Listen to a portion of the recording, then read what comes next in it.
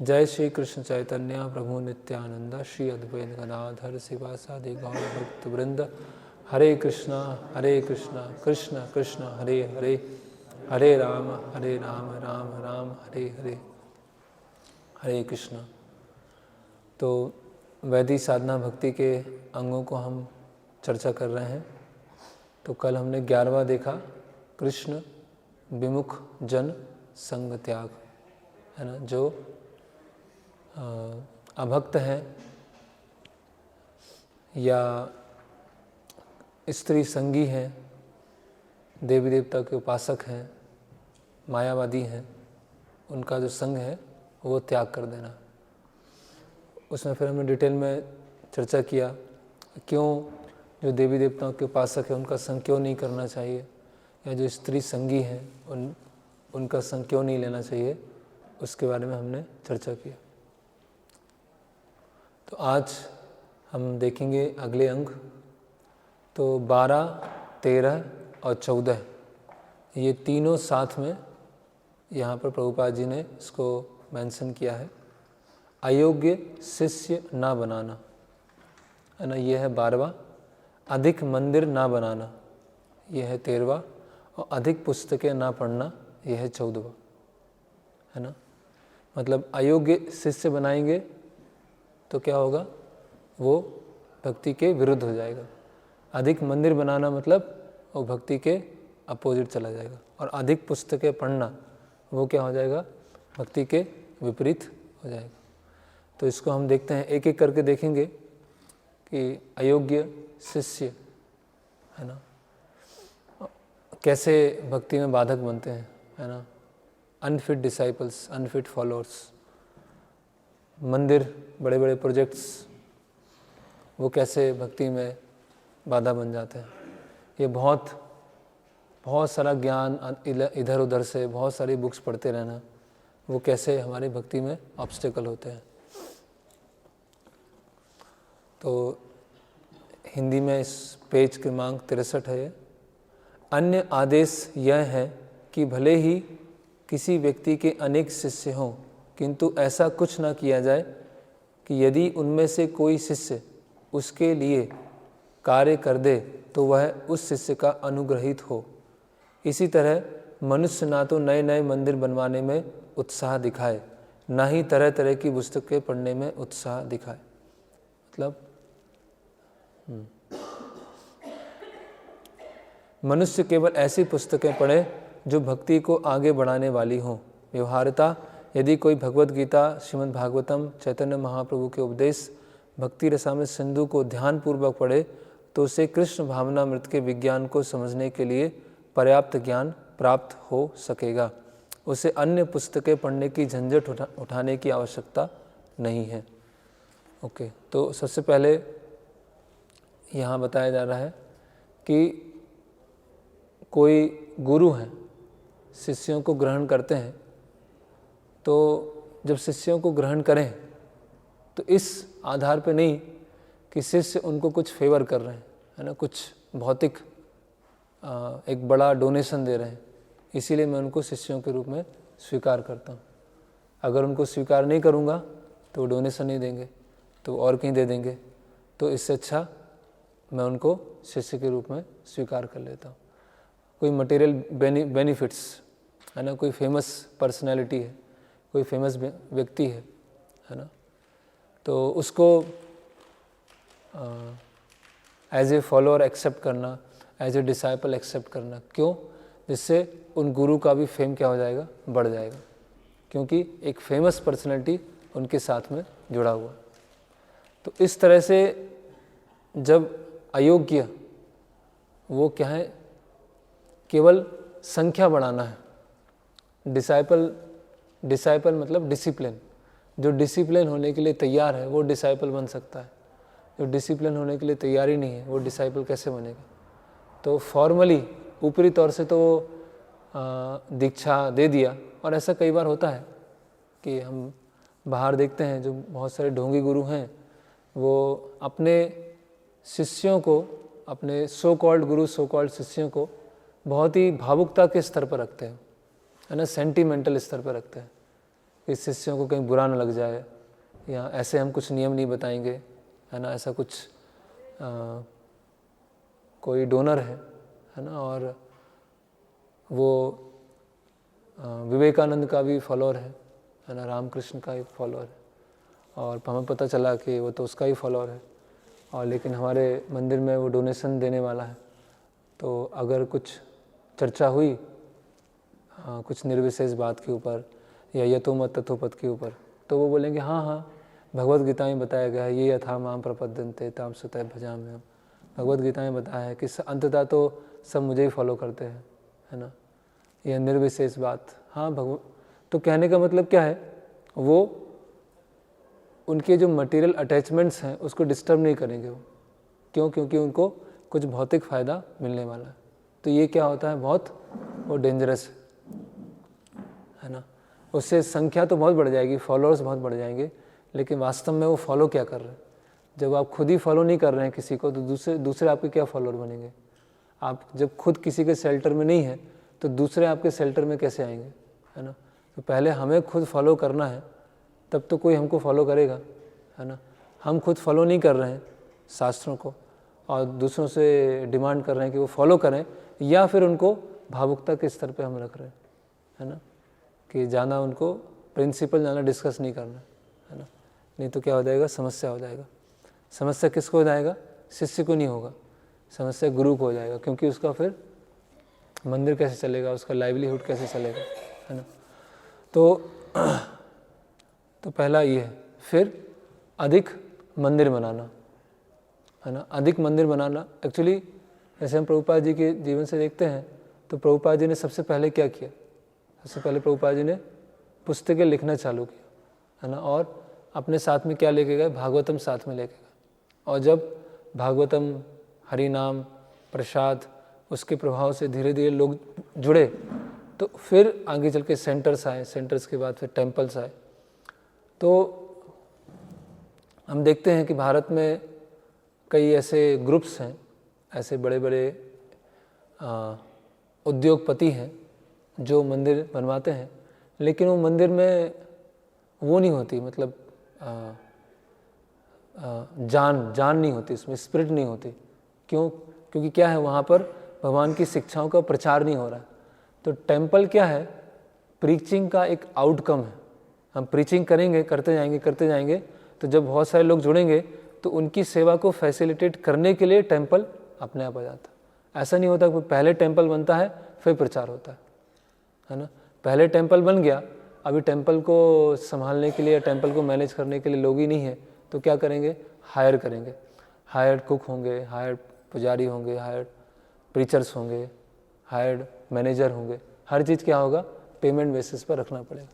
तो पहले प्रचार फिर टेम्पल, है ना। कई लोग पूछते हैं कि मंदिर कब बनेगा, मंदिर बन गया, भगवान आ भी गए, तो सेवा कैसे होगी भगवान की।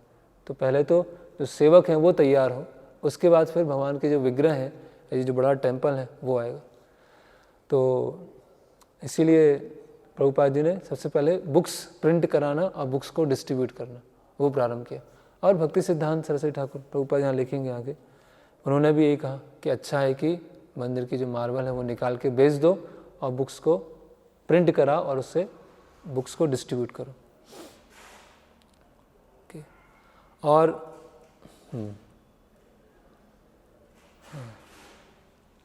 और अगर प्रचार नहीं करेंगे और टेम्पल बना दिया तो टेम्पल क्या हो जाएगा, एक भार हो जाएगा, एक बर्डन हो जाएगा, है ना। फिर उसमें कौन रहेंगे, कबूतर रहेंगे उसमें, और चिड़िया के घोंसले बने होंगे, वो रहा करेंगे उसमें, भक्त नहीं होंगे, है ना। और भारत में खासकर प्रभुपाद जी ने एक हनुमान प्रभु और जयपताका महाराज, उनको पत्र लिखा कि भारत में क्या है कि जब नगर संकीर्तन करते हैं या ऐसे पैम्पलेट बांटते हैं तो लोग क्या समझते हैं कि ये बेगर्स है, ये भिखारी है। तो भारत में प्रभुपाद जी ने टेम्पल कंस्ट्रक्शन पर जोर दिया कि प्रीचिंग के साथ साथ आप मंदिर का भी निर्माण कीजिए, है ना। जैसे प्रभुपाद जी ने मायापुर में, वृंदावन में, बॉम्बे में, हैदराबाद में, क्योंकि भारत के लोग पुण्यशाली हैं और थोड़ा सा वो बड़ा, यहाँ आप रोड पर हरिनाम करने जाएंगे तो सब इतना प्रशंसा नहीं करेंगे, सब इतना अप्रिशिएट नहीं करेंगे। वेस्ट में हरिनाम करने जाते थे भक्त लोग तो हाँ, बहुत सारे लोग BTG लेते थे, बहुत सारे लोग बुक्स लेते थे, लेकिन भारत में इसीलिए प्रभुपाद जी ने चाहा कि कम से कम जो ऐसे स्थान हैं जहाँ वृंदावन है या मायापुर है वहाँ पर टेम्पल होना चाहिए, क्योंकि टेम्पल ही प्रचार के लिए खींचेगा लोगों को, है ना। टेम्पल से प्रचार होगा तो लोग खींच के आएंगे और फिर वो भक्त बनेंगे, है ना। ओके। और फिर अधिक पुस्तकें पढ़ना, है ना, बहुत सारी अलग अलग पुस्तकें पढ़ना, है ना। कोई साइकोलॉजी की पढ़ रहा है, कोई आयुर्वेद की पढ़ रहा है, कोई वास्तु की पढ़ रहा है, कोई ज्योतिष का पढ़ रहा है। क्यों? क्योंकि हम भगवान की सेवा में लगाएंगे। प्रभुपाद जी की पुस्तक पढ़ने का समय नहीं है और अलग अलग बहुत सारी पुस्तकें पढ़ रहे हैं। और अधिकतर ऐसी जो पुस्तकें पढ़ते हैं वो सब पुस्तकें थोड़ी थोड़ी पढ़ते हैं। एक पुस्तक उठाया, आधी पढ़ा, उसको छोड़ दिया, फिर दूसरी उठाया, उसको आधा पढ़ा, फिर छोड़ दिया, तीसरी उठाया, आधा पढ़ा, छोड़ दिया। तो अच्छा है एक पुस्तक ली जाए और उसको अच्छी तरह से पढ़ा जाए, उसको पूरा किया जाए, फिर दूसरी पुस्तक लाए। ऐसे नहीं कि 5-6 पुस्तकें पढ़ रहे हैं और सब थोड़ी थोड़ी पढ़ रहे हैं और सारी सब छोड़ के रखी, है ना। ऐसे कुकिंग कर रहे हैं तो बहुत सारे आइटम बना दिए हैं लेकिन सब कच्चे हैं, थोड़े थोड़े कच्चे हैं। चावल भी कच्चा है, दाल भी कच्चा है, रोटी भी कच्ची है, ये भी कच्चा है, लेकिन बना हमने बहुत सारे दिए, लेकिन हैं सब क्या कच्चे। तो अच्छा है कि एक बनाए और उसको अच्छी तरह से बनाए। तो इसी तरह से बहुत सारा ज्ञान, बहुत सारा नॉलेज लेते रहना अलग अलग तरह का, वो भी क्या है, भक्ति में बाधा बन जाता है ना। फिर उस पर ज़्यादा डिस्कशन होता है, अलग अलग जो पुस्तकें पढ़ी हैं उस पर ज़्यादा डिस्कशन हो, है ना। किसी ने आयुर्वेद बहुत पढ़ लिया तो उसके सामने प्रसाद लेके आएंगे तो वो फिर चेक करेंगे आयुर्वेद के अनुसार कि इससे कफ बढ़ेगा या पित्त बढ़ेगा। मेरा तो वात है तो ये प्रसाद लूँगा, तो मतलब वो प्रसाद में ही उनका आयुर्वेद चालू हो गया। कोई भक्त से मिलेंगे तो भक्त को देख के बोलेंगे ये कफ प्रवृत्ति कहाँ है या वात प्रवृत्ति कहाँ है। मतलब भक्त से मिलने से पहले और भक्ति के बारे में चर्चा नहीं हो रही, ऐसा होता है। क्यों? भक्त से मिल रहे हैं तो वो चेक कर रहे हैं कि ये इनका वात बढ़ा हुआ है, इनको गुस्सा आ रहा है तो क्यों, क्या बढ़ा हुआ है इनका पित्त बढ़ा हुआ है, इसीलिए गुस्सा आ रहा है।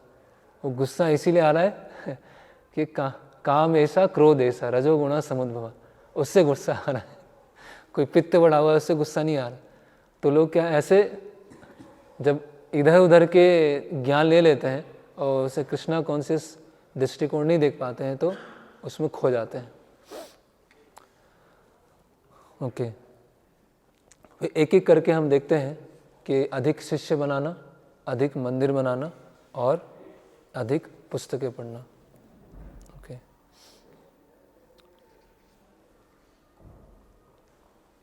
तो ये प्रभुपाद जी का कोट है अधिक शिष्य बनाने के ऊपर, है ना।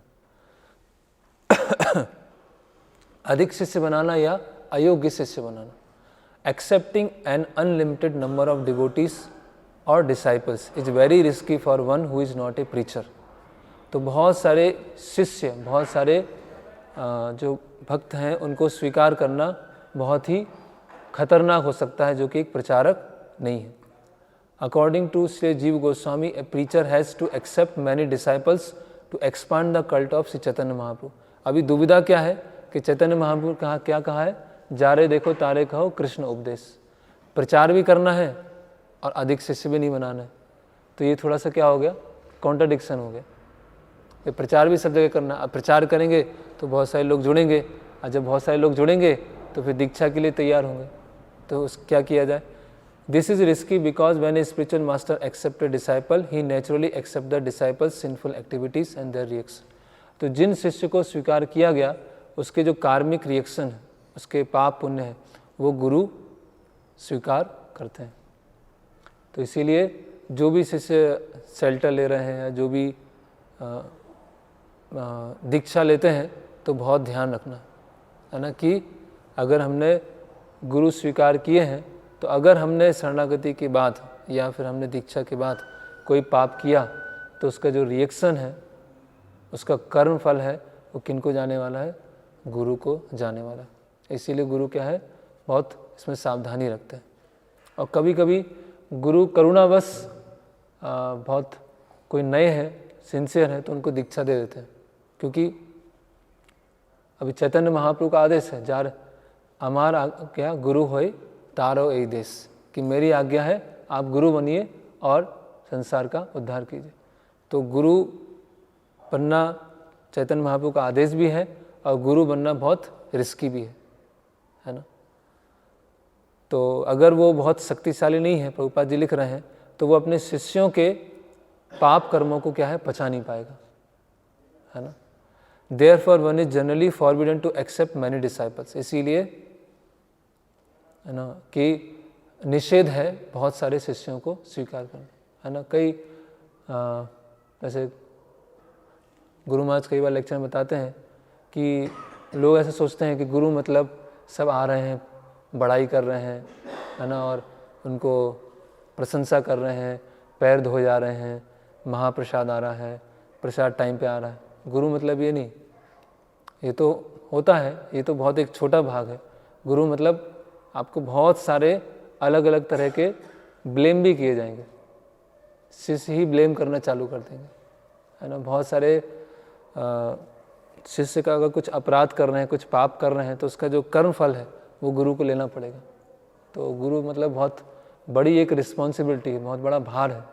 केवल ऐसा नहीं गुरु बैठ के पैर फुट वॉशिंग चल रही है और माला है और कीर्तन सब उनका गुणगान, उनको सेवा का क्या है, वो जो परंपरा का भार उनको अपने सिर पे लेना पड़ेगा, है ना। तो इसीलिए ये रिकमेंड किया जाता है, और जो रिकमेंडेशन दे रहे हैं उनको भी रिएक्शन लगता है, क्योंकि उन्होंने रिकमेंड किया किसको, गुरु को, कि आप ये मेरे अंतर्गत रह के सेवा कर रहे हैं तो इनका भी शेल्टर होना चाहिए, इनका भी दीक्षा होना चाहिए।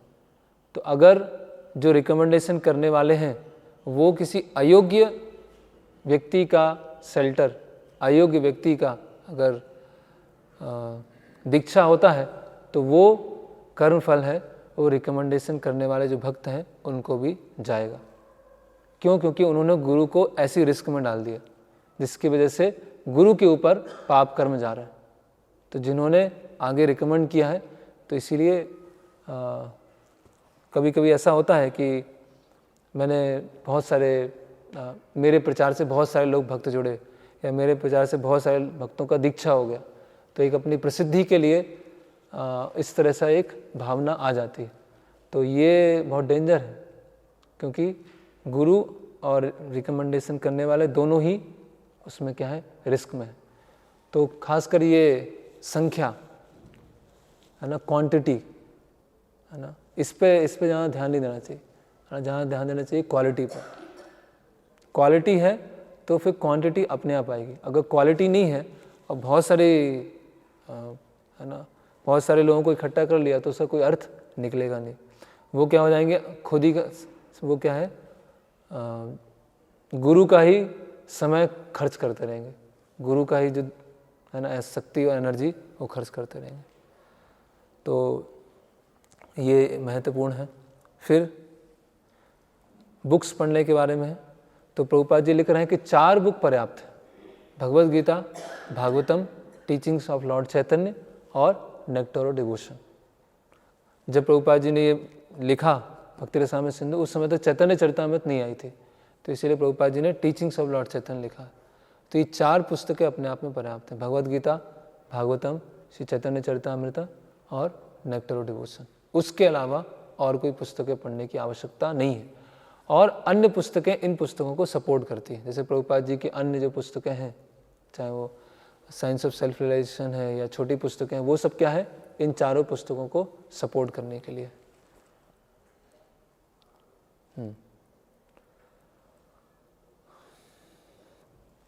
तो कई बार ऐसा होता है, खासकर वृंदावन में जाएंगे तो ऐसा मिलेगा, कई सब गोस्वामी गणों की पुस्तकें पढ़ी होती हैं कुछ कुछ, है ना, या फिर अलग संप्रदाय की पुस्तकें पढ़ी होती हैं, और प्रभुपाद जी की पुस्तकें इतनी नहीं पढ़ी हैं। तो जब प्रवचन देते हैं या बातचीत करते हैं तो बोलते हैं कि रूप गोस्वामी ने ऐसा कहा है और रामानुजाचार्य ने ऐसा कहा है और श्रीधर स्वामी ने ऐसा कहा है, सब थोड़ा थोड़ा थोड़ा थोड़ा उठा के बोलते हैं।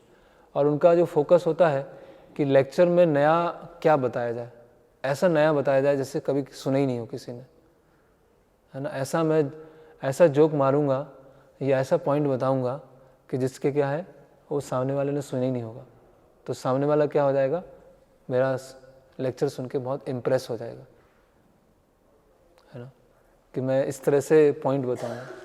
तो ये अधिक पुस्तकें पढ़ ली, और अधिक पुस्तकें क्यों पढ़ी हैं, क्योंकि हम इधर उधर से थोड़ा थोड़ा थोड़ा थोड़ा ले लिया और खुद एक फिलोसोफर बन गए।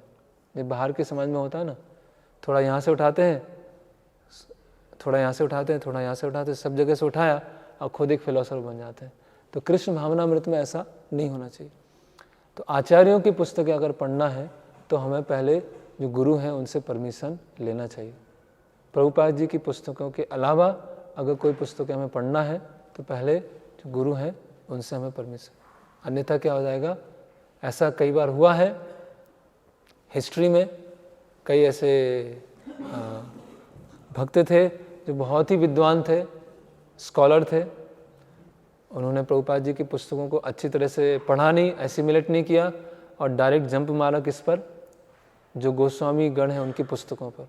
और उनको क्या आ गया, डाउट आ गया कि अरे ऐसा लगता है कि प्रभुपाद जी की पुस्तकों में कंप्लीट नहीं है, तो उसको कुछ कंप्लीट करने के लिए क्या करना पड़ेगा, हमें जो गोस्वामी गण हैं उनकी पुस्तकें पढ़ना पड़ेगा।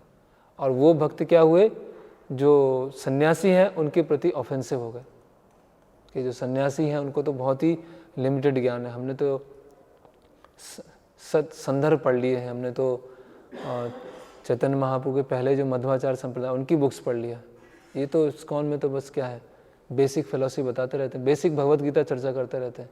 तो उनको क्या हो गया, आचार्यों की पुस्तकें पढ़ के एक अपराध बुद्धि विकसित हो गई, एक अहंकार विकसित हो गया, है ना। तो इसीलिए यही पढ़ लें हम, भगवत गीता ही अच्छी तरह समझ लें, भागवतम अच्छी तरह समझ लें, है ना। कई बार ऐसा होता है कि कोई इस्कॉन में है, 1 साल हो गया, 2 साल हो गया, 4 साल हो गया, 5 साल हो गया, 10 साल हो गए, पूरी भागवतम ही नहीं पढ़ी अभी तक, ऐसी स्थिति। 4-5 साल हो गए भक्ति में और एक बार भी पूरी भागवतम नहीं पढ़ी, तो मतलब ये तो क्या है, बहुत ही गंभीर स्थिति है। हम प्रचार करने जाते हैं, भागवतम सेट देते हैं, भगवत गीता बोलते हैं, हम बोलते हैं पढ़िए, आप रोज़ 2 पेज पढ़ा करिए तो आपका 1 साल में हो जाएगा, 2 साल में हो जाएगा। अगर किसी ने पूछ लिया कि आपने पढ़ी कि नहीं पढ़ी, आपने 2 साल में पढ़ ली तो फिर तो अलग अलग तरह की नॉलेज, बहुत सारी ऐसा होता है भक्त समाज में, अलग अलग तरह की नॉलेज में आनंद आता है ना, कुछ नया मिले, है ना। और फिर नई चीज़ को कोड करने में आनंद आता है, ओ अच्छा ये है ना। और कोई प्रभुपाद जी को कोड करता है तो बोलता है आप लोग बहुत पुराने ज़माने में रह रहे हैं, ये तो आप 40 साल पुरानी बात बोल रहे हैं, अब तो बहुत कुछ चेंज हो गया, लिविंग इन द पास्ट। ऐसे एक भक्त ने कमेंट किया कि आप लोग तो, वो युग है वो निकल गया प्रभुपाद जी वाला, अभी नया युग आ गया। तो मतलब ये क्या है, उनको प्रभुपाद जी की शिक्षाओं पे भरोसा नहीं है और अपने सो कॉल्ड जो स्टडी है उस पर ज़्यादा भरोसा है ना। फिर यहाँ प्रभुपाद जी लिख रहे हैं, यहाँ एक कोट है, one should not partially study a book just to pose one self as a great scholar by being able to refer to scriptures, है ना, कि थोड़ा सा कुछ पढ़ लिया और फिर अपने आप को बताया कि मैं बड़ा स्कॉलर। गोकुल चंपू बता रहे थे कि एक किसी लेक्चर में बैठे थे और उन्हें बोला, लेक्चर में जो लेक्चर दे रहे थे उन्हें बोला कि भक्ति विनोद ठाकुर ने जैव धर्म यहाँ पे बताया है। तो लेक्चर हो गया तो गोकुल चंपू उनके पास में आते हैं और बोलते हैं कि ये तो आप जो बोल रहे थे वो तो जैव धर्म में नहीं है, कहाँ पर है बताइए आप। विनम्रता से पूछा तो वहाँ था ही नहीं वो जैव धर्म में, वो और किसी पुस्तक में था, है ना। तो अभी सामने वालों को पता नहीं है तो हम कुछ भी अगर कोट कर देंगे कि वहाँ पर ये था, यहाँ पर ये था, तो मतलब क्या है, फिर वही अधिक पुस्तकें पढ़ी और थोड़ा थोड़ा पढ़ लिया, तो वो क्या हो गया, भक्ति के लिए अभी कोई बोल भी नहीं सकता है। प्रभु जी इतने सीनियर हैं और इतनी सारी उन्होंने पुस्तकें पढ़ी हैं, तो ये क्या है, बहुत डेंजर है। In our Krishna consciousness movement we have therefore limited our study. क्या लिखा है Prabhupada ji? Limited our study, हमने उसको सीमित कर रखा है। Of the Vedic literatures to the Bhagavad Gita, Shrimad Bhagavatam, Chaitanya Charitamrita and Bhakti Rasamrita Sindhu. ये 4 पुस्तकें ही है ना अंडरस्टैंड। एक प्रभुपाद जी के शिष्य हैं, उन्होंने भगवद गीता अंडरव्यू चलाया था। एक ओवरव्यू होता है ना, भगवद गीता ओवरव्यू, उन्होंने भगवद गीता अंडरव्यू, कि भगवद गीता को कैसे और अंदर से समझे, है ना।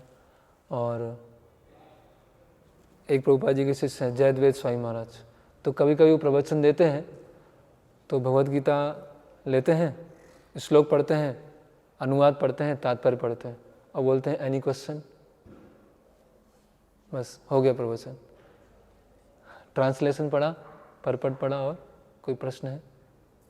तो कहने का मतलब क्या है, प्रभुपाद जी की जो पुस्तकें हैं वो स्वयं के लिए और प्रचार करने के लिए अपने आप में पर्याप्त है। बहुत सारा इधर उधर से ज्ञान लेने की आवश्यकता नहीं है। These 4 works are sufficient for preaching purpose। तो ये पर्याप्त है हमारी फिलॉसफी को समझने के लिए और हमारी जो मिशनरी एक्टिविटीज़ को फैलाने के लिए।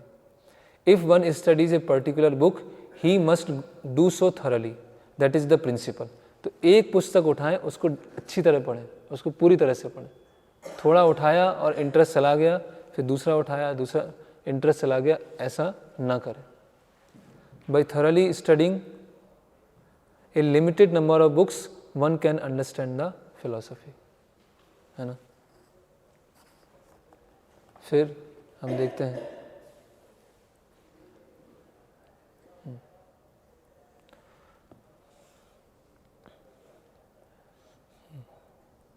फिर आगे हम आएंगे। अभी एक एक अंग को और सपोर्ट करने के लिए रूप गोस्वामी बता रहे हैं। श्रीमद् भागवतम में नारद मुनि महाराज युधिष्ठिर से समाज के आश्रमों के कार्यों के विषय में चर्चा करते हुए सन्यासियों के नियमों का विशेष उल्लेख करते हैं। अभी सन्यासियों के नियम क्या हैं? सन्यास आश्रम स्वीकार करने वालों को अयोग्य शिष्य बनाने की अनुमति नहीं दी जाती। अयोग्य शिष्य, है ना। एक जगह कोई एक आचार्य लिखते हैं कि कभी कभी प्रमाणिक गुरु मिलना आसान है, लेकिन प्रमाणिक शिष्य मिलना ज़्यादा मुश्किल होता है। प्रमाणिक गुरु तो मिल जाते हैं, लेकिन जो बोनाफाइड डिसाइपल है वो मिलना बहुत मुश्किल होता है।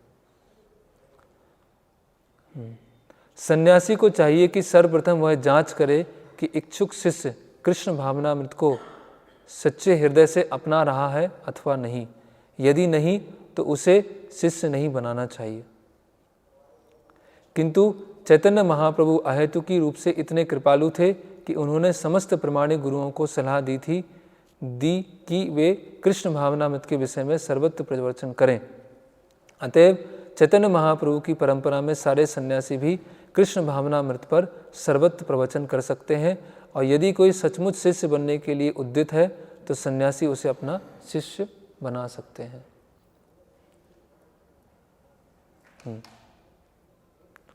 एक बात तो है कि शिष्यों की संख्या बढ़ाए बिना कृष्ण भावनामृत संप्रदाय का प्रसार नहीं हो सकता। अतएव कभी कभी खतरा होते हुए भी चैतन्य महाप्रभु की परंपरा का सन्यासी ऐसे भी व्यक्ति को शिष्य बना सकता है जो पूरी तरह शिष्य बनने के योग्य न हो। ऐसा शिष्य प्रमाणिक गुरु की कृपा से बाद में धीरे धीरे उन्नति कर लेता है।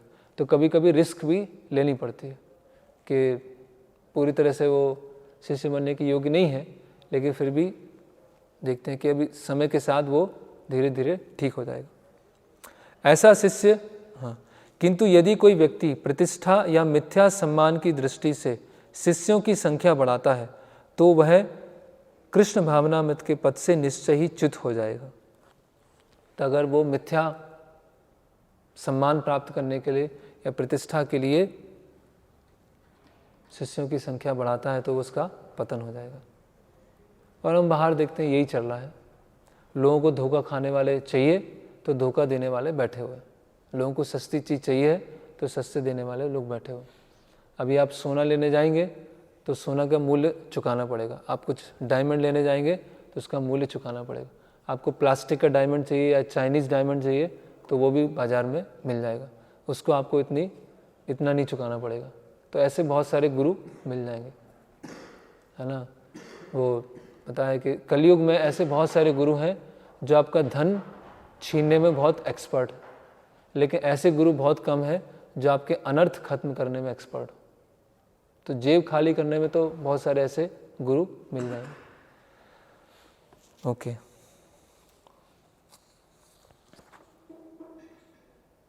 फिर आगे आता है ऐसे कॉस्टली मंदिर बनाना, बड़े बड़े मंदिर बनाना, है ना। तो यहाँ पर प्रभुपाद जी एक अगले पेज में हम देखेंगे, हम चैतन्य महाप्रभु की परंपरा वाले अनेक आचार्यों के जीवनों से यह देख सकते हैं कि वे मंदिरों को बनवाने में अधिक उत्साह नहीं दिखाते थे। मंदिरों को बनाने में अधिक उत्साह नहीं दिखाते थे, किंतु यदि कोई आकर कुछ सेवा करना चाहेगा तो वह संकोची आचार्य ऐसे सेवकों को बहुमूल्य मंदिर बनवाने के लिए प्रोत्साहन देंगे। तो अगर कोई ऐसा है, व्यापारी है या कोई भी ऐसा व्यक्ति है, उसने बोला कि नहीं मंदिर यहाँ बनना चाहिए, तो उसकी सेवा को फैसिलिटेट करने के लिए वो मंदिर बनाने के लिए फिर स्वीकार करते हैं। उदाहरणार्थ सम्राट अकबर के सेनापति महाराज मान सिंह ने शील रूप गोस्वामी की सेवा करनी चाहिए, तो उन्होंने गोविंद जी के लिए काफ़ी लागत वाला विशाल मंदिर बनवाने की आज्ञा दे दी। तो रूप गोस्वामी ने पर्सनली मंदिर नहीं बनवाया। रूप गोस्वामी ने किनको लगाया? जो मान सिंह थे जयपुर के, तो उन्होंने उनको कहा कि आप मंदिर बनाइए, है ना। ऐसे ही गोविंद देव मंदिर और मदन मोहन मंदिर किसने बनाया? वो भी एक आगरा का व्यापारी था। उस आगरा के व्यापारी ने कपूर, तो वो उसने मदन मोहन मंदिर बनाया। हम देखेंगे जो गोविंद देव मंदिर है वो नॉर्थ इंडिया में, मतलब उसकी जो कलाकृति है, उसकी जो सुंदरता है, आर्किटेक्ट, उस दृष्टि से बहुत परफेक्ट है। और बाद में 7 स्टोरीज था वो, और मुसलमानों ने 4 तोड़ दिया, अभी 3 बचा हुआ है ना। तो बहुत सुंदर मंदिर है। और किन्होंने बनवाया? किनके अंतर्गत बना? जो गोस्वामी गण है, लेकिन पर्सनली उन्होंने उसमें नहीं गए, है ना। उन्होंने किसी को सेवा में लगाया और आप मंदिर बनाइए, है ना। तो प्रभुपाद लिख रहे हैं कि मंदिर बनवाने में अधिक उत्साही नहीं दिखाते थे, है ना। इस तरह गुरु को चाहिए कि वो मंदिर बनवाने की जिम्मेदारी अपने ऊपर न ले, किंतु यदि किसी के पास धन है और उस धन को कृष्ण की सेवा में खर्च करना चाहता है, तो रूप गोस्वामी जैसे आचार्य को चाहिए कि भक्त के धन का सदुपयोग भगवान की सेवा हेतु एक सुंदर मूल्यवान मंदिर बनवाने में करा दे। तो उसको एक फैसिलिटेट कर देना चाहिए कि ठीक है आप मंदिर बनाइए, वो एक गाइड करेंगे और आप उसको कंस्ट्रक्ट कराइए। दुर्भाग्यवश ऐसा होता है कि अयोग्य गुरु धनिक पुरुषों के पास पहुंचकर मंदिर बनवाने के लिए धन मांगते हैं। प्रभुपाद कितना सा लिख रहे हैं कि बस। तो हम देखते हैं कि जो टेम्पल कंस्ट्रक्शन के लिए जो डोनेशन है, तो वो जैसे जैसे हम प्रचार करेंगे, सही रूप से प्रचार करेंगे, तो जो लोग जुड़े हैं या इतनी तरह से पालन नहीं कर रहे हैं लेकिन कुछ स्तर तक मंदिर में दान देना चाहते हैं, तो अपने आप ही वो धीरे धीरे क्या होगा? धन आना, लक्ष्मी आना चालू होगा। प्रभुपाद जी बोले कि लक्ष्मी की कमी नहीं है, लक्ष्मीपति है तो लक्ष्मी अपने आप ही उनके पीछे पीछे जाएंगे, लेकिन हम लक्ष्मीपति की अच्छी तरह से सेवा कर रहे हैं कि नहीं कर रहे, है ना। जैसे वो आता है कि माधवेंद्र पुरी ने गोपाल जी के विग्रहों की स्थापना किया गोवर्धन के ऊपर, और वो फेस्टिवल 1 दिन या 5 दिन चला। तो वहाँ प्रभुपाद जी तात्पर्य में लिखते हैं कि जो ये फेस्टिवल चला है उसकी तैयारी 1 साल में होती है, लेकिन वो फेस्टिवल 1 दिन में हो गया, है ना। तो इसी तरह से हमारा कृष्ण भावनामृत जो आंदोलन है वो 5 साल के अंदर पूरे विश्व में फैल गया। तो भगवान चाहे तो 5 दिन के अंदर पूरा फैल सकता है। जैसे माधवेंद्र पुरी की भक्ति को देखकर 5 दिन के अंदर पूरा अन्नकूट फेस्टिवल हुआ, जिसकी तैयारी में कई महीने लग जाते हैं। तो इसी तरह से ये कृष्ण भावनामृत आंदोलन भी बहुत तेज़ी से फैल सकता है, लेकिन उसको जो संभालने वाले हैं वो उसको तैयार हैं कि नहीं। इतने सारे लोग, इतनी सारी लक्ष्मी और फिर उससे जो प्रतिष्ठा मिलेगी उसको वो डाइजेस्ट करने के लिए तैयार है कि नहीं। तो भगवान तो देने के लिए तैयार है, लेकिन जो आंदोलन में है उसके लिए वो रेडी है कि नहीं। तो यदि ऐसा धन अयोग्य गुरु द्वारा अपने आराम से रहने के लिए मूल्यवान मंदिरों के बनवाने में लगा दिया जाता है, किंतु उपदेश का कोई कार्य नहीं चलता, तो वह स्वीकार नहीं है ना। मंदिर बना दिया और गुरुजी बैठे हुए हैं, आशीर्वाद देते हैं, समय समय पर बाहर निकलते हैं, बढ़िया उनकी 5-6 अंगूठियां हैं सोने की, सोने का कड़ा है, सोने की जंजीर पहने हुए हैं और बाल एकदम व्यवस्थित हैं, मुंह में पान है और गुरुजी आए और थोड़ा सा उन्होंने उनको आशीर्वाद दिया, है ना। तो इस तरह से, और हम देखेंगे बहुत सारी भीड़ आएगी। तो प्रभुपाद बोले हम भीड़ के पीछे नहीं हैं, हम नंबर के पीछे नहीं हैं, क्योंकि जो ढोंगी गुरु हैं उनको हम पीछे छोड़ ही नहीं पाएंगे, उनके फॉलोअर जाना है। क्योंकि लोग कलयुग में अधिकतर लोग तो सस्ती चीज़ ही चाहेंगे। तो यस, पूरे संसार की 2% जनसंख्या अगर कृष्ण भावनामृत हो गई तो पूरा सब कुछ चेंज आ जाएगा। तो ऐसे मंदिर बनवाना, शिष्य फिर मंदिर, अभी अंतिम में पुस्तकों के बारे में आएगा। दूसरे शब्दों में गुरु को तथाकथित आध्यात्मिक उन्नति के नाम पर मंदिर के भवन बनवाने के लिए उत्साह नहीं दिखाना चाहिए, प्रत्युत उसका परोपकारी कार्य धर्मोपदेश होना चाहिए, उपदेश देना, है ना। और हम देखते हैं कि बुक्स हजारों साल तक चलती है ना, हजारों साल चलेंगे। मंदिर भी होते हैं, लेकिन मंदिर क्या है, अगर किसी गलत व्यक्ति के हाथ में चला गया तो वो शिक्षा का केंद्र खत्म हो जाता है और प्रचार केंद्र कम हो जाता है। इसीलिए भक्ति सिद्धांत सरस्वती ठाकुर बोलते हैं कि जो एडवांस डिवोटीज़ हैं वो पुस्तकें लिखना और सिद्धांत को कैसे प्रिजर्व किया जाए, सिद्धांत कैसे सही रहे, वो उनका कार्य होता है।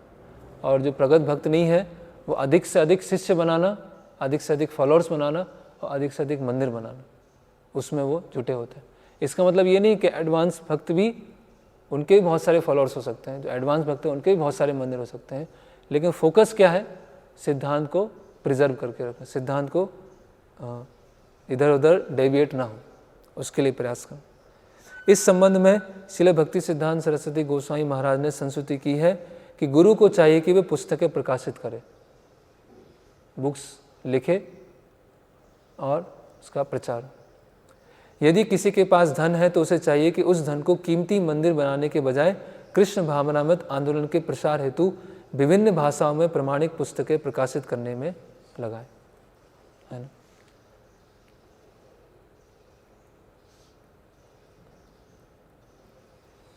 जनरली जो मंदिर है वो किनको आकर्षित करता है, जो कनिष्ठ होते हैं, क्योंकि उनको हर चीज़ बड़ी बड़ी चाहिए, है ना, हर चीज़ बड़ा चाहिए, तो उससे वो आकर्षित होते हैं। लेकिन अगर पुस्तकें हैं, प्रचार है, तो फिर वो धीरे धीरे भक्ति में आगे बढ़ेंगे, है ना। हम देखते हैं कि कभी कभी लेक्चर होता है तो बहुत सारे लोग आते हैं, दर्शन करते हैं और चले जाते हैं, तो उनके लिए क्या है, मंदिर मतलब दर्शन किया और फिर वो चले गए, ऐसे कई लोग होते हैं। तो अधिकतर लोग तो इसी कनिष्ठ अवस्था में रहेंगे। तो इन जनरल टेम्पल किनको आकर्षित करते हैं, कनिष्ठ, है ना। प्रभुपाद जी लिखते हैं क्लास और मास, है ना, कि क्लास प्रीचिंग है और एक मास प्रीचिंग है। तो वहाँ प्रभुपाद लिखे कि ऐसे आप मंदिर निर्माण कर रहे हैं, प्रसाद डिस्ट्रीब्यूशन कर रहे हैं, तो ये क्या है, मास प्रीचिंग, उसमें बहुत सारे लोग। और फिर आगे चल के आप पुस्तकें वितरित करना या पुस्तकें लोगों को मिलना या पुस्तकों पर चर्चा होना, वो क्या है, क्लास प्रीचिंग। तो इस मास में से कुछ क्लास लोग निकल के आएंगे, तो उसका हमें प्रॉपरली हर चीज़ का इम्पोर्टेंस है, टेम्पल का भी इम्पोर्टेंस है, डीटी वर्शिप का भी है, बुक प्रिंटिंग का भी है, बुक डिस्ट्रीब्यूशन का भी है, कुकिंग का भी है, कलेक्शन का, हर चीज़ का इम्पोर्टेंस है। लेकिन फोकस क्या है, वो हमें, उससे हम इधर उधर भटक ना जाए। तो ये क्यों नहीं किए जाते हैं? अभी प्रश्न उठेगा, तो अधिक शिष्य, अधिक मंदिर और अधिक पुस्तकें पढ़ने में क्या नुकसान क्या है? तो एक लिख रहे हैं कि ये अधिक मंदिर, अधिक शिष्य, उससे क्या आती है? पूजा लाभ प्रतिष्ठा आती है। और पूजा लाभ प्रतिष्ठा को सब लोग डाइजेस्ट नहीं कर पाते, है ना। जैसे जब लोग कम होंगे या फैसिलिटीज़ कम होगी तो हम ज़्यादा अच्छी तरह से स्ट्रगल के साथ सेवा कर जाएंगे। लेकिन अगर हम ऐसी स्थिति में पहुंच गए कि सब प्रभु जी और क्या लेके आए आपके लिए, और हम एक ऑनर मिलने लगा, एक सम्मान मिलने लगा, तो हम क्या, हमारी भक्ति की जो तीव्रता है वो कम हो जाएगी। तो भक्ति की तीव्रता कम हो जाएगी अगर हम अधिक शिष्य, अयोग्य शिष्यों को लेंगे या अधिक मंदिर बनवाएंगे, है ना। और हम देखते हैं हमारे संस्था की हिस्ट्री में है कि मधु पंडित, है ना, उन्होंने मंदिर बनाया। और मंदिर बनाने के बाद क्या बोला, अपने जो उनके गुरु हैं उनको बोल दिया ये मेरा मंदिर है, ये मेरा प्रोजेक्ट, आप यहाँ मत आइए। और फिर खुद ही अलग हो गए। क्यों? क्योंकि उससे क्या मिला? एक ऑनर मिला, उससे एक सम्मान मिला। अल्टीमेटली प्रोजेक्ट किसका है? प्रभुपाद जी का प्रोजेक्ट है। ये प्रभुपाद जी के जो रिप्रेजेंटेटिव हैं, गुरु हैं, उनका प्रोजेक्ट है ना। तो उससे क्या हुआ, जब वाहवाही मिलना चालू हुआ, ऑनर मिलना चालू हुआ, तो बोले एक वो भावना आ गई कि ये मेरा है, ये मेरा है। और फिर जिसलिए भक्ति में आए थे उससे ही भटक गए। इसीलिए बड़ी बड़ी चीज़ें वही करें जो उसको डाइजेस्ट कर पाए, वो उसको सही तरह से ले पाए। नहीं तो अपने जितना हम शक्ति है उतनी हमें करना है। फिर यहाँ पर प्रभुपाद फिर बुक्स के ऊपर है, ये 7वें स्कंद में आता है।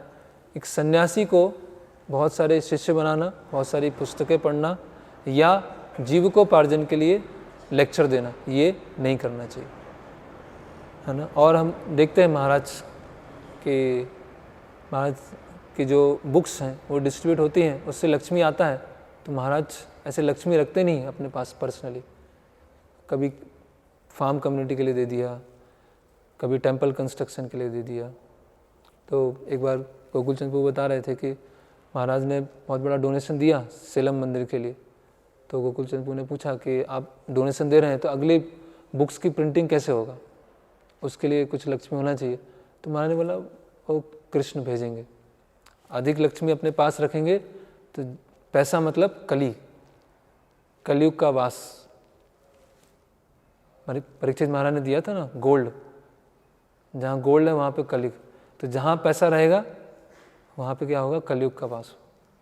तो इसीलिए महाराज ने कहा कि कोई लक्ष्मी नहीं रखना है अपने पास, कोई लक्ष्मी संग्रहित करके नहीं रखना, है ना। मिनिमम बहुत कम या जीरो। इसीलिए जो ब्रह्मचारी या सन्यासी उनके कोई पर्सनल बैंक अकाउंट नहीं होता है, हालांकि पर्सनल बैंक अकाउंट है थोड़ा सेफ्टी के लिए, तो वो अच्छा नहीं है। क्योंकि पर्सनल बैंक अकाउंट क्या करेगा, हमें एक इंडिपेंडेंस की भावना देगा कि मेरे पास कुछ प्रॉब्लम हुआ तो अभी भी ये है, कुछ मिला नहीं तो ये है ना। तो ये इंडिपेंडेंट मेंटेलिटी अगर नहीं छोड़ेंगे तो फिर कैसे भक्ति में बढ़ेंगे? अगर स्वतंत्र मानसिकता को नहीं छोड़ेंगे तो फिर कैसे बढ़े? अपने अनुसार ही करना हर चीज़, फिर अपने अनुसार भक्ति करें। लेकिन भक्ति की परिभाषा क्या है? अनुकूलेन न कृष्णानुकूलेन, जैसा भगवान चाहते हैं, जैसा गुरु चाहते हैं वैसा करना। और आजकल जो अलग अलग पुस्तकें भी कोट की जाती है, जैसे स्टीफन कवी के बारे में बताया था, 7 हैबिट्स ऑफ सक्सेसफुल पीपल, है ना। जो सफल लोग हुए हैं उनकी 7 हैबिट्स सुना होगा लोग, है ना। तो वो स्टीफन कवी अपने आप में अनसक्सेसफुल, वो असफल रहा। क्यों? क्योंकि भक्ति के बारे में पता ही नहीं। तो उसको पढ़ के फिर उसके आधार पर लोगों को ज्ञान देना, तो उसकी आवश्यकता नहीं है। हमारे आचार्यों ने बताया है, ये प्रभुपाद जी ने बताया है, उसको हम पढ़ के लोगों को बता सकते हैं कि वो मैनेजमेंट कैसे करना है या ऑर्गेनाइज कैसे करना है। उसके लिए हमें ऐसे स्कॉलर को पढ़ा जाता है, उसको कोट किया जाता है कि स्टीफन कवी ने यहाँ पर ये बताया, इस मोटिवेशनल स्पीकर ने यहाँ पे ये बताया। विन विन, है ना, विन विन।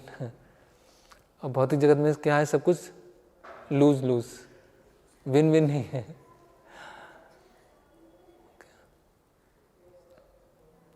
फिर अभी देखिए इतना स्पष्ट प्रभुपाद जी का ये वो है, परपट है। ये बताइएगा किसके बारे में प्रभुपाद जी बोल रहे हैं। So called swamis and yogi generally make disciples by alluring them with material benefits. तो बहुत सारे सो कॉल्ड स्वामी जी हैं और योगी हैं जो भौतिक सुविधाएं देकर शिष्यों को आकर्षित करते हैं। There are many so called gurus who attract disciples by promising to cure their diseases और increase their material opulence by manufacturing gold. तो ऐसे बहुत सारे गुरु हैं जो शिष्यों को आकर्षित करते हैं जिससे उनकी बीमारी खत्म हो जाए और वो कुछ सोना बना के उनको देंगे। कौन है? सत्य साईं और साईं बाबा, है ना, के हाथ में से कुछ निकाला और सोना आ गया, है ना। कि वो ऐसे प्रभुपाद कितना स्पष्ट रूप से बता रहे कि हीलिंग बहुत क्रिश्चियनिटी में बहुत फेमस है हीलिंग, कि जीसस हील करते हैं। किसी को कुछ बीमारी है, उन्होंने हाथ फेरा और क्या हो गया, वो ठीक हो गया। आपके कोई भगवान है या देवी देवता है जो हील करते हैं ऐसे, या ऐसे गोल्ड, थोड़ा सा गोल्ड निकाल दिया। तो ऐसे जो कम बुद्धिमान लोग होते हैं ऐसी चीज़ों से आकर्षित होकर चले जाते हैं, कह रहे वो बाबा हैं, वो तो बीमारी दूर कर देते हैं। तो बीमारी दूर करने के लिए तो आयुर्वेदिक डॉक्टर हैं, एलोपैथिक डॉक्टर हैं, उसके लिए गुरु की ज़रूरत नहीं है। अब गोल्ड, भगवान ने तो बहुत सारी गोल्ड की खाने बनाई हैं बड़ी बड़ी, उसका क्या। इस सन्यासी is prohibited from making disciples through such material elements. तो सन्यासी जो है भौतिक प्रलोभन देकर शिष्य नहीं बनाना चाहिए।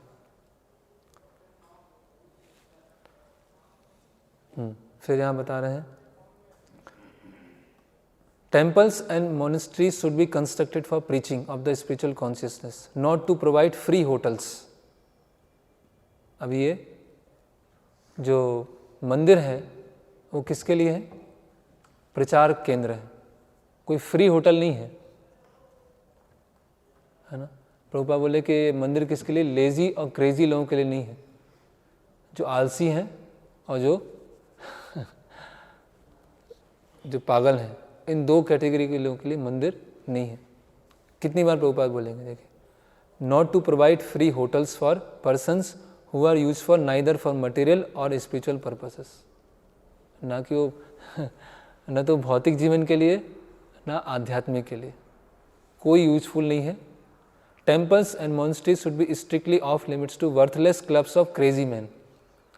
Worthless club of crazy man, मंदिर ऐसा नहीं है कि कई क्रेजी और लेजी लोग मिलके साथ में रह रहे हैं।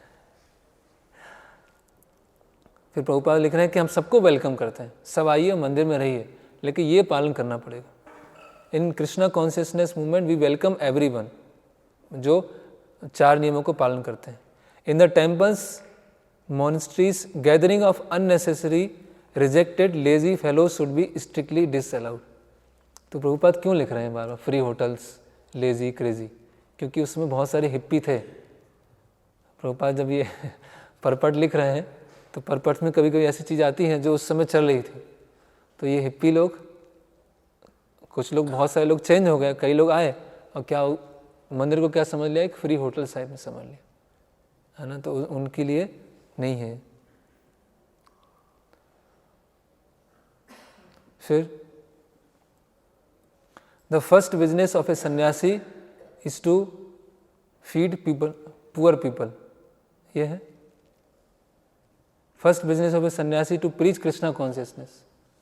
सन्यासी का बिजनेस नहीं है कि हॉस्पिटल खोले, गरीबों को खाना खिलाए, है ना, या कोरोना में बेड चालू करे, वो बिजनेस नहीं है। But by the grace of Krishna facilities are available, then may construct temples and monasteries to give shelter to the serious students of Krishna conscious. मतलब टेम्पल बनाने के लिए भी सावधानी दी जा रही है सन्यासी को, कि टेम्पल बनाने में भी सावधान रहे। कब बनाए? जब उसकी आवश्यकता है। उसका पहला कार्य क्या है? प्रचार करना। और हो क्या रहा है? टेम्पल तो दूर की बात, सोशल वेलफेयर चालू हो गया, हॉस्पिटल चालू हो गया। कितना प्रभुपाद स्पष्ट लिख रहे हैं। प्रभुपाद जी का परपट है, फर्स्ट बिजनेस ऑफ ए सन्यासी टू प्रीच कृष्णा कॉन्शियस। और if bye the grace of Krishna, अगर कृष्ण की कृपा से फैसिलिटी मिला तो फिर टेम्पल बनाना है। मतलब टेम्पल बनाना भी क्या है, सेकेंडरी है, प्रचार करना क्या है, प्राइमरी। तो ये है।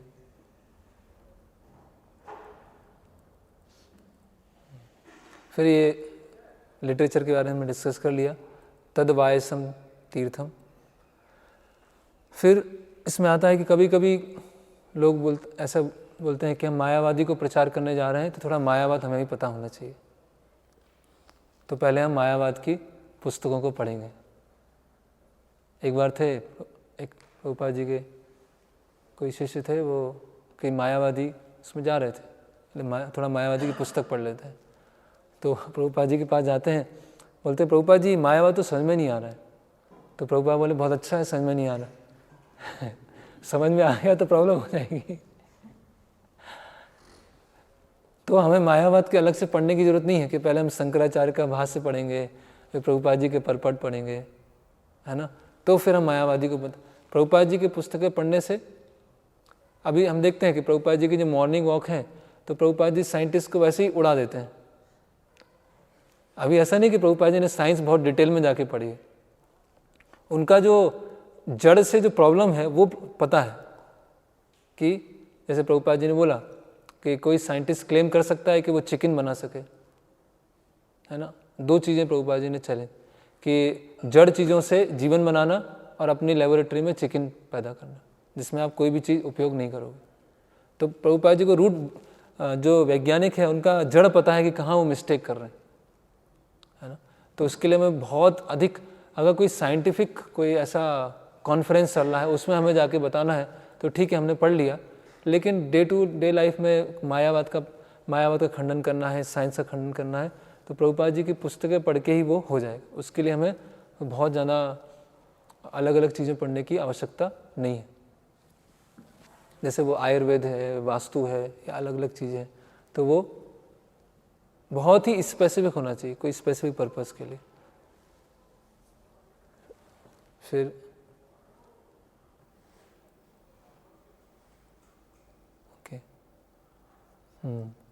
मुस्लिम है, क्रिश्चियन, जैसे प्रभुपाद जी अमेरिका गए तो ऐसा नहीं कि प्रभुपाद जी ने पहले बाइबल पढ़ा क्रिश्चियन के साथ डिबेट करने के लिए, प्रभुपाद ने नहीं पढ़ा।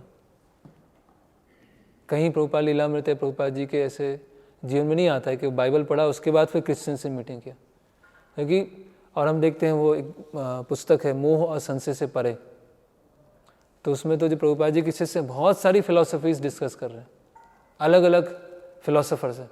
तो ऐसा नहीं कि प्रभुपाद जी हर किसी की फिलॉसफी पहले पढ़ा और उसके बाद फिर डिस्कस किया और उसे रिफ्यूट किया, क्योंकि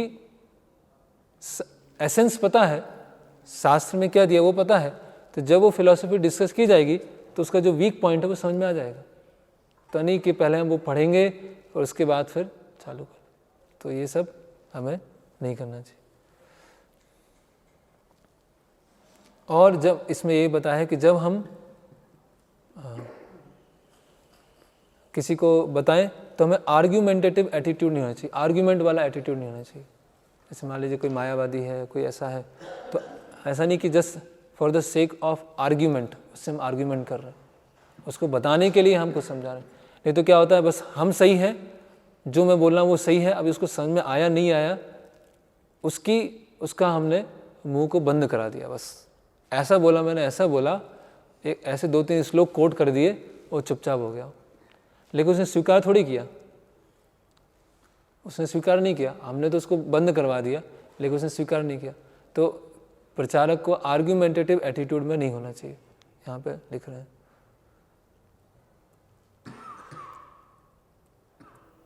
ओके, तो यहाँ पर ये 3 अंग जो हैं पूरे हो। और जो ऐसी पुस्तकें हैं जो कोई अलग अलग मायावाद हैं या विवेकानंद या अलग अलग जो पुस्तकें हैं, उनको क्या करना चाहिए, उनको किचन डिपार्टमेंट को दे देना चाहिए, तो कम से कम थोड़ी स्वीकृति उनको मिल जाएगी जिन्होंने वो छापी है, उससे भगवान का भोग बनेगा।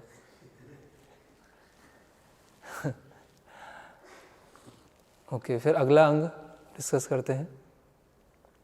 सामान्य व्यवहार में स्पष्टवादिता एवं लाभ हानि में संभाव, ये अगला अंग है।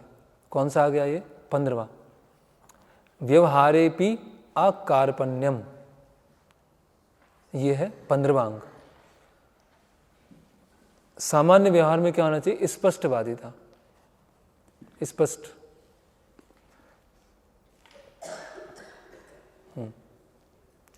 पद्म पुराण में एक कथन है, जो लोग कृष्ण भावनामृत में लगे हुए हैं उन्हें भौतिक लाभ या हानि से कभी विचलित नहीं होना चाहिए। यदि किसी को कुछ भौतिक हानि भी हो जाए तो उसे विचलित नहीं होना चाहिए, अपितु अपने अंतःकरण में सदैव कृष्ण का चिंतन करना चाहिए। तो दोनों अंग को साथ में यहाँ पर रूप गोस्वामी और श्रील प्रभुपाद ने समझाया है कि अपने व्यवहार में क्या होना चाहिए? स्पष्टवादिता। डिप्लोमेटिक बात नहीं होना चाहिए। राजनीतिक होते हैं ना, बात कुछ करते हैं, सोचते कुछ हैं, करते कुछ हैं, इस तरह से बात नहीं होना चाहिए। जो भी है, अगर आपकी गलती है तो उसको स्वीकार कीजिए, अगर आप कर सकते हैं तो उसको बताइए, अगर आपने भूल गए तो बता दीजिए। उसको ऐसे राजनीतिक के पूरा एकदम घुमा फिरा के पूरा एकदम उस तरह से नहीं। व्यवहार में क्या है? स्पष्टवादिता जो है ना।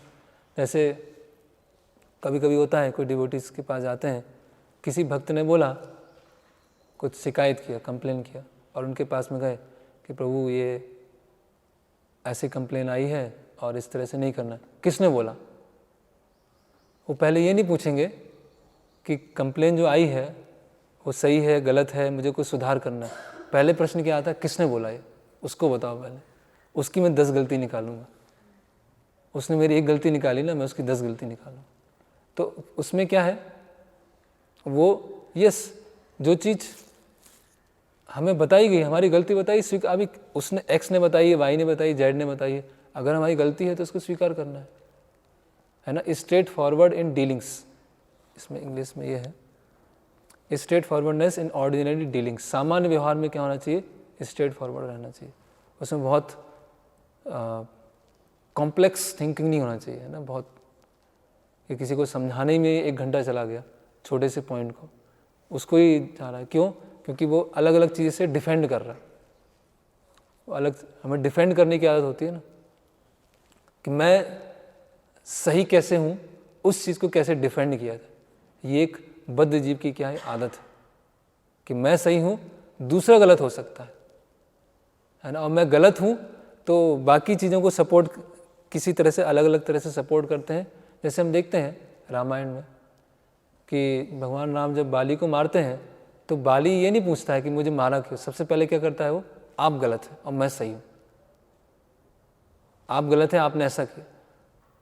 जबकि वो एक भक्त है, वो क्या है? वो पूछेगा, अच्छा मुझसे क्या गलती क्या हुई, है ना। और तो ये जो डिफेंसिव मेंटेलिटी है वो क्या है? भक्ति में क्या अच्छी नहीं, वो सही नहीं है। उससे क्या है? फिर हम हमारे अनर्थ के जो होंगे वो निकल नहीं पाएंगे। तो स्पष्टवादिता जो है सो है, भगवान तो देख ही रहे। तात्पर्य यह है कि हर बद्धजीव सदैव भौतिकतावादी कार्यों के चिंतन में तल्लीन रहता है। उसे ऐसे विचारों से मुक्त पूर्णतया कृष्ण भावना भावित होना चाहिए। भक्त को शोक तथा मोह के वश में नहीं होना चाहिए। पद्म पुराण में यह कथन है, जो मनुष्य शोक और क्रोध से अभिभूत है उसके हृदय में कृष्ण के प्रकट होने की कोई संभावना नहीं होती। तो अपने व्यवहार में स्पष्टवादिता और शोक और मोह से परे, शांति और लाभ में संभाव।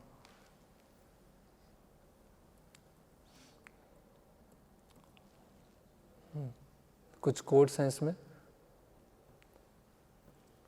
ये सुख और दुख कहाँ से आते हैं? सब मन से आते हैं। The mind is the root cause of lust, anger, pride, greed, lamentation, illusion and fear. मन ही कारण है काम, क्रोध, अहंकार, है ना। What learned man would put faith in the mind. तो मन के कारण ही हमें ये सुख, दुख, मान, अपमान, उससे हम प्रभावित होते हैं। मन ही है ना। मन हमको स्वीकार करने देता कि मैं गलत हूँ, सामने वाला सही है। तो ये सब क्या है, मन का ही खेल है। फिर अगला एक कोट है भागवतम के 5वें स्कंद का, the soul's designation the mind is the cause of all tribulations in the material world. तो मन जो है सभी तरह के कष्ट का कारण क्या है, मन है, कोई दूसरा व्यक्ति नहीं है या परिस्थिति नहीं है, मन ही जड़ कारण। ओके, तो ये अंग पूरा हुआ। अभी आता है डेमीगॉड्स, अन्य देवाग जनः। अभी हमने पहले क्या पढ़ा था, कौन से असत संग में पढ़ा था कि जो देवी देवताओं के उपासक हैं उनका संग नहीं करना है। तो उसी को रूप गोस्वामी बता रहे हैं कि देवी देवताओं का अपमान नहीं करना है कभी। ऐसा नहीं कि देवी देवताओं का अपमान करें, आदर की भावना है, लेकिन उनके प्रति शरणागति नहीं लेते हैं, या फिर उनकी पूजा नहीं करते हैं, लेकिन आदर की भावना है। तो कोई ऑफेंसिव ना हो जाए देवी देवताओं के प्रति, इसलिए यह अंग 17वां अंग जोड़ा गया है। देवताओं का सम्मान करने से चूकना नहीं चाहिए। भले ही कोई देवताओं का भक्त ना हो, किंतु इसका अर्थ यह नहीं होता कि उनका अनादर करे। उदाहरणार्थ, एक वैष्णव शिवजी या ब्रह्मा जी का भक्त नहीं होता, किंतु यह उसका परम कर्तव्य है कि वह इन उच्च पदासीन देवताओं का कभी भी सभी तरह से आदर करे। वैष्णव दर्शन के अनुसार मनुष्य को एक चींटी तक का आदर करना चाहिए, फिर तो शिव जी और ब्रह्मा जी जैसे महापुरुषों के विषय में क्या कहा जाए। तो देवताओं का असम्मान नहीं करना है ना।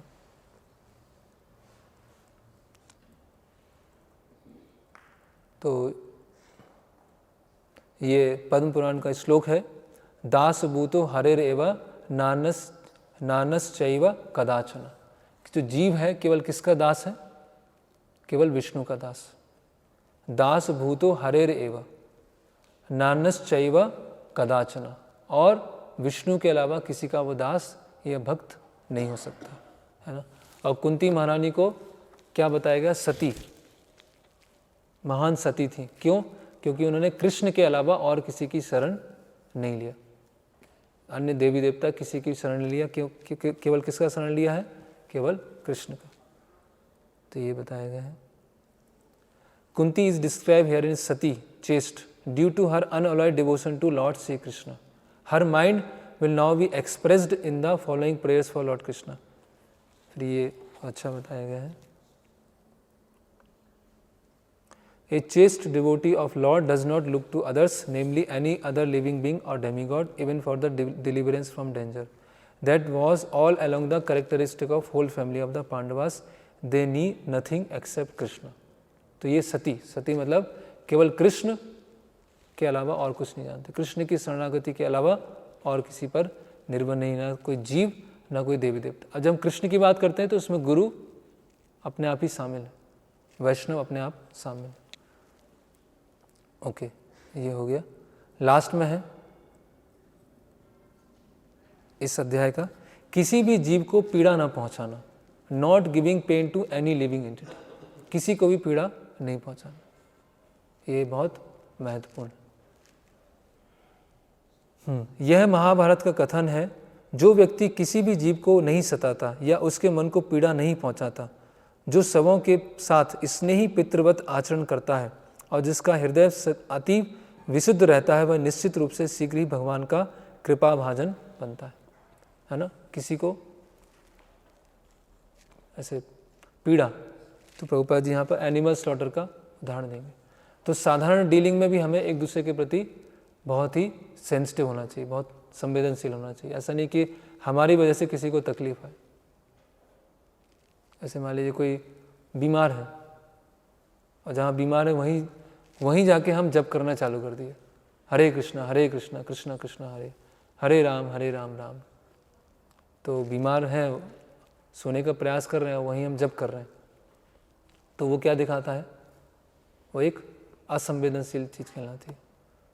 या कोई रात में सोया हुआ है और हम कहीं प्रीचिंग प्रोग्राम से आए एकदम दरवाज़ा खोला, लाइट चालू किया और सब अपने शेड्यूल के अनुसार सोए हैं, तो वो क्या है, एक असंवेदनशील। किसी की सेवा बहुत अधिक है और किसी की सेवा लग रहा है कि कम है, तो वो एक देख भी सकते हैं कि किसी की अगर सेवा अधिक हो रही है तो हम थोड़ा उनका जाके हाथ बटा दें। ऐसा नहीं कि बस मुझे तो बस ये सेवा दी गई थी मैं तो बस हो गया, बस उनको वो सेवा दी गई, वो अपना देखें, मैं अपना देख लूँगा, मुझे क्या लेना देना। तो ये क्या है, ये एक असंवेदनशील।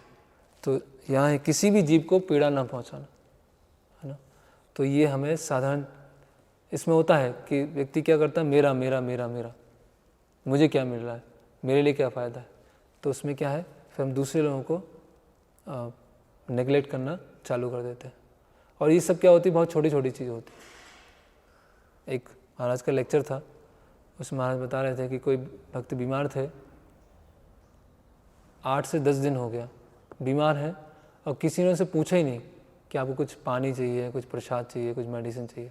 वो खुद ही अपना उठ रहे हैं, अपना कुछ कर रहे हैं।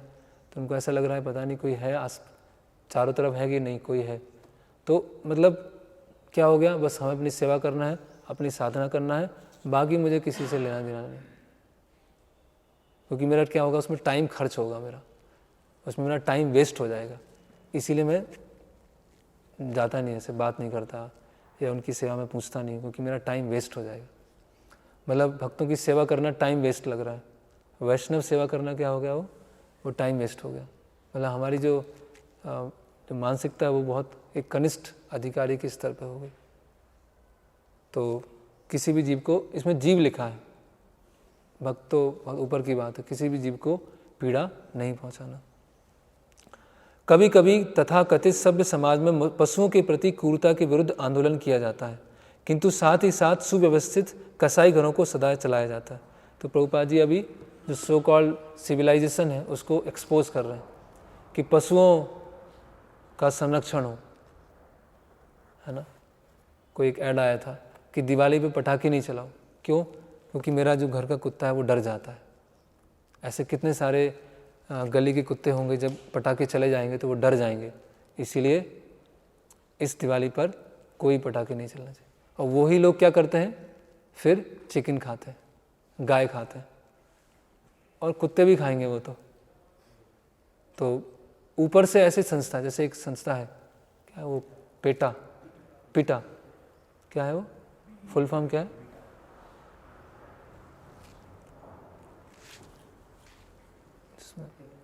People for ethical treatment of animals. तो इन्होंने चालू किया है जो पशु हैं उनका संरक्षण करना। तो कुत्तों करते हैं, बिल्लियों करते हैं, खरगोश का करते हैं, अलग अलग जीवों करते हैं। तो ऐसा एक डेटा था, उसमें बताया था कि 100 लोगों का किया तो 100 में से 90 लोगों को बाद में मार दिया। मर्सी किलिंग जिसको बोलते हैं, मर्सी किलिंग, कि 100 खरगोश उन्होंने लिए, उनको संरक्षित किया और बाद में 100 में से 90 को मार दिया। और ये पेटा वाले क्या होते हैं, जब कुछ त्यौहार आते हैं, जैसे रक्षाबंधन आया या जन्माष्टमी आया, तो जन्माष्टमी का बोर्ड लगा होगा पेटा वालों का कि इस जन्माष्टमी में घी उपयोग मत कीजिए। क्यों, क्योंकि गायों को कष्ट होता है। गायों का आप दूध निकालते हैं तो उनको कष्ट होता है, जो बछड़ा है उसको कष्ट है। इतना कष्ट दे के आप दूध लेते हैं और घी और वो भगवान के लिए उपयोग करते हैं। तो आप इस जन्माष्टमी में नो काऊ घी, और वो क्या करेंगे, गायों को मारेंगे। वही कसाई घर चलाते, वही प्रभुपाद जी यहाँ लिख रहे हैं कि ऐसे बहुत सारे आंदोलन हैं जो पशुओं की क्रूरता के विरुद्ध आंदोलन चलाते हैं, लेकिन खुद क्या करते हैं, अंदर खाने ऐसे कसाई घर चलाते हैं, है ना। तो आजकल ये और क्या, और इनको कौन इनको पैसा दे रहा है, क्रिश्चियन मिशनरी। जो क्रिश्चियन मिशनरी हैं वो ऐसे लोगों को पैसा दे रहे हैं कि जितने भी हिंदू त्यौहार हैं या हिंदू परंपरा है उसके विरोध में बोलना। केरल में हाथी है, हाथियों को इतना जुल्म किया जाता है ना, उनको इतना पीड़ित अवस्था में रखा जाता है। हाथियों को वहाँ से मुक्त करो, जबकि हाथियों की तो वहाँ पूजा होती है। हाथी तो भक्त है, वो गुरुवायूर मंदिर है तो हाथी भक्त। तो ऐसे अनावश्यक रूप से रक्षाबंधन, इस रक्षाबंधन में कोई भी लेदर यूज़ नहीं करेगा। अभी रक्षाबंधन में कौन लेदर यूज़ करता है, कोई राखी थोड़ी होती है लेदर की और खुद क्या करेंगे, लेदर के प्रोडक्ट, शूज़ हैं, है ना, कोट हैं, स्वेटर्स हैं, और अलग अलग चीज़ें लेदर की निकालें।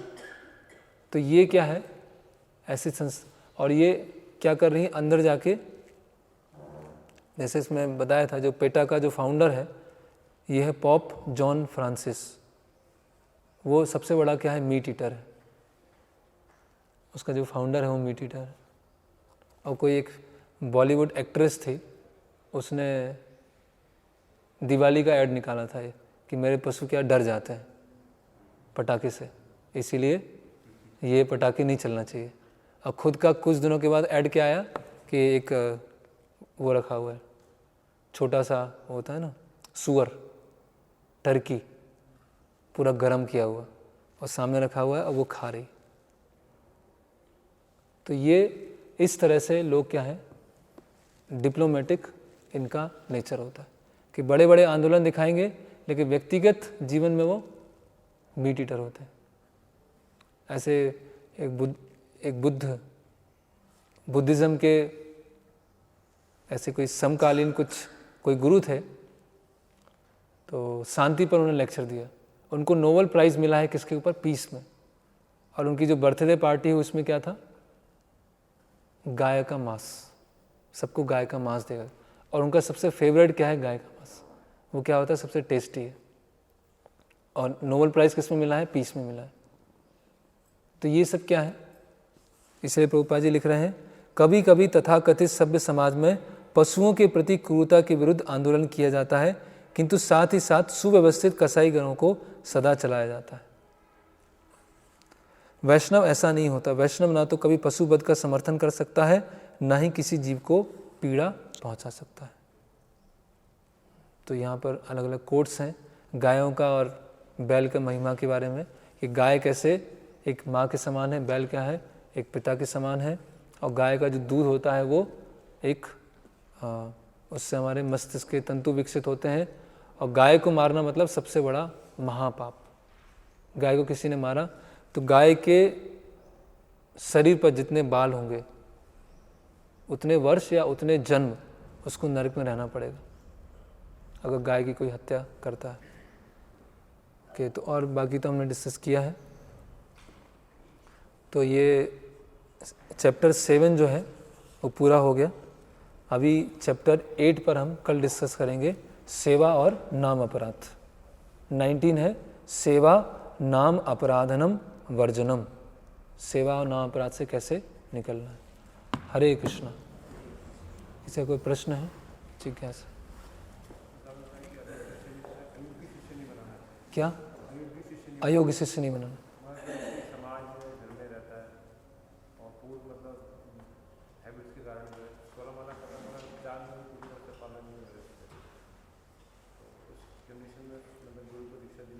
नहीं, 4 नियम जब फॉलो कर रहा है तो ये दीक्षा देनी चाहिए। 4 नियम तो व्यक्ति को मनुष्य बनाते हैं, भक्त नहीं बनाते हैं। जो पशु है उसको मनुष्य बनाने के लिए 4 नियम है।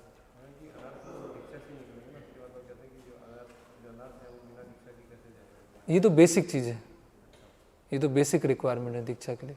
बाकी तो और बहुत सारे अनर्थ हैं, बेसिक ही होना चाहिए।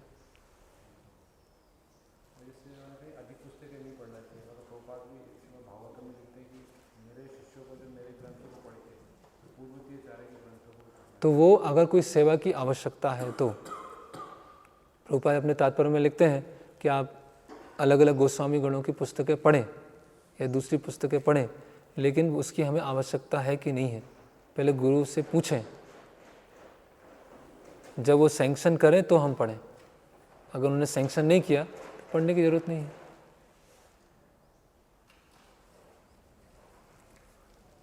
हरे कृष्णा। श्रील प्रभुपाद की जय। भक्ति रसामृत सिंधु की जय।